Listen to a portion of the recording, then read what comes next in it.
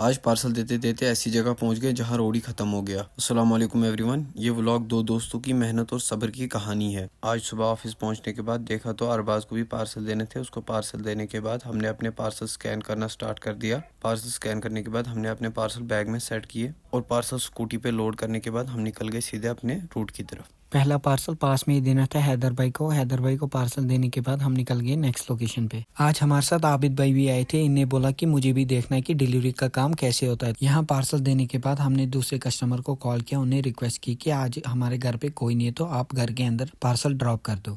तो फिर चले गए हम नेक्स्ट लोकेशन पे पार्सल देने। आज सालिद भाई का भी पार्सल आया था तो इनको पार्सल देने के बाद हम फिर चले गए आगे की तरफ, क्योंकि आज दूर के एरिया कवर करने थे। आगे जाकर कुछ कच्चे घर, पुराने लोग और कुछ पुरानी यादें देखने को मिली। तो फिर जिस भाई को पार्सल देना था उसको पार्सल देने के बाद हम निकल गए आगे की तरफ। आगे जाने के बाद देखा तो रोड भी यहीं पर ख़त्म हो गया। क्योंकि मैं आज इस जगह पहली बार आया था तो मैं देखना चाहता था कि आगे क्या है। यहाँ कुछ नया देखने को मिला और कुछ अच्छा भी लग रहा था इधर। फिर यहाँ से ख़त्म करने के बाद हम सीधे निकल गए ऑफिस की तरफ, क्योंकि हमारी शीट में अब एक ही पार्सल बचा था तो वो भी ऑफिस के पास ही देना था। यहाँ से कुछ बानिहाल का व्यू ऐसा आ रहा था।